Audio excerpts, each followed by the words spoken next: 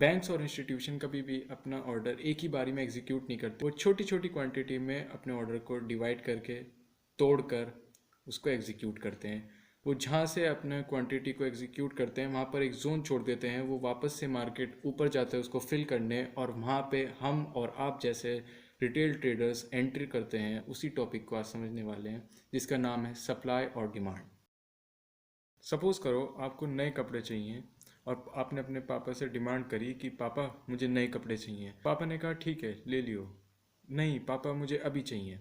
अभी चाहिए, चल तो दिला के लाता हूँ तुझे। पापा गए मार्केट में आपको अपने साथ लेके, नए कपड़े पसंद आ गए, ले लिए, पेमेंट कर दी उनकी।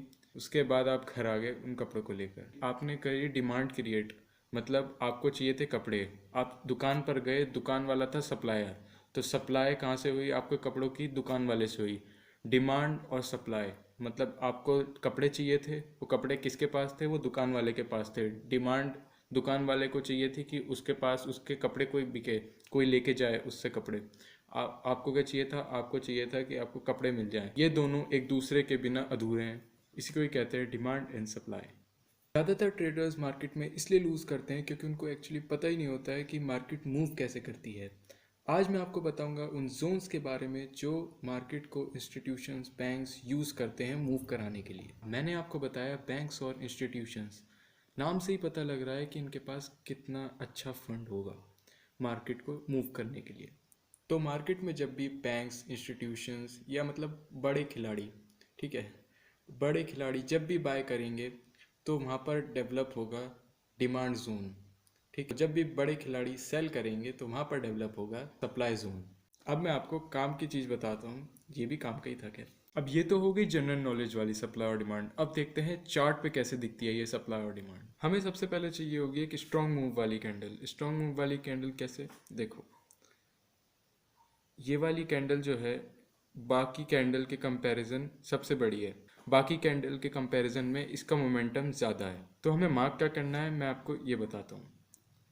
तो ये जो कैंडल है, इससे पहले ये जो कैंडल है छोटी सी, इस कैंडल का हमें हाई और इस कैंडल का हमें लो, ये दोनों चीज़ें हमें मार्क करनी है। इसी को ही कहेंगे हम डिमांड जोन। हमने इससे पहले मार्क करा था डिमांड, अब करेंगे सप्लाई जोन मार्क। तो ये वाली कैंडल जो है इसका मोमेंटम ज़्यादा है बाकी कैंडल के कंपैरिजन में। ऐसे इजी है समझना, मैं आपको ऐसे ही समझा रहा हूँ। जो बड़ी कैंडल होगी उससे पहले वाली जो कैंडल होगी उसका हाई और उसका लो, उसका हाई और उसका लो, हमें ये दो चीज़ मार्क करनी है। इसी को ही कहेंगे सप्लाई जोन। डिमांड नीचे, सप्लाई ऊपर। ठीक है, डिमांड नीचे, सप्लाई ऊपर।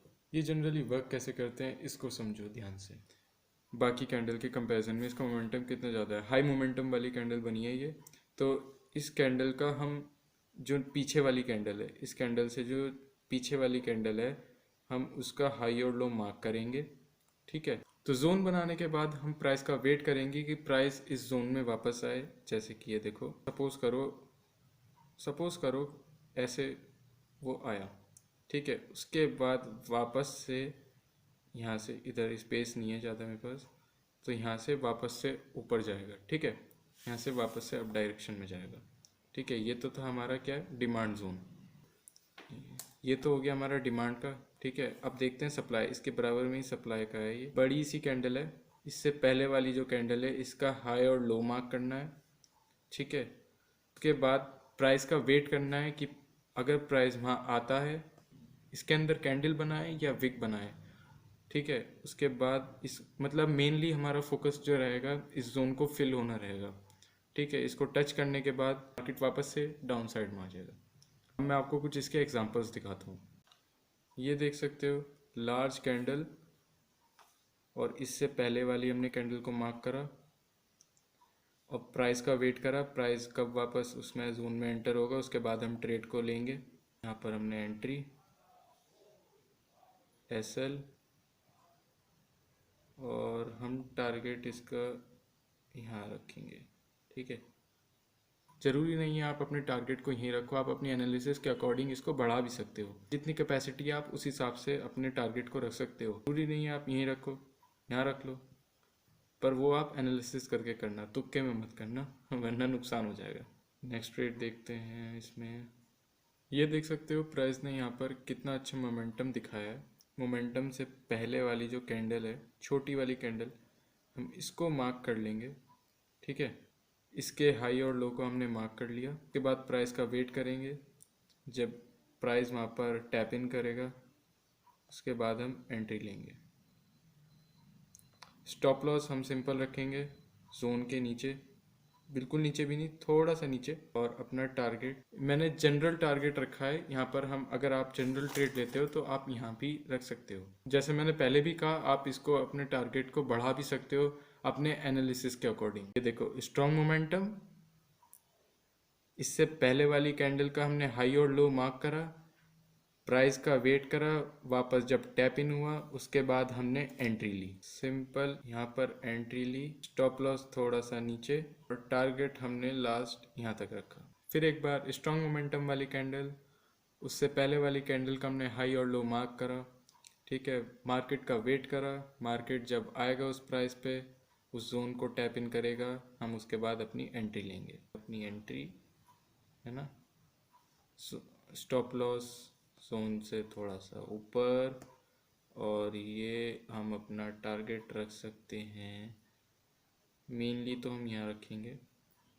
ठीक है, तो जैसा मैंने आपसे कहा था, इस जोन में या तो कैंडल बनाए या विक बनाए, दोनों में से एक होना चाहिए। ठीक है, इस वाले एग्जांपल में देख सकते हो स्ट्रॉन्ग मोमेंटम था, इससे पहले वाली कैंडल हमने मार्क करी, मार्केट नीचे आया वापस उस जोन में, विक बनाई, ये देख रहे हो कितनी बड़ी विक है, और उसके बाद प्राइस कहाँ गई है, ऊपर।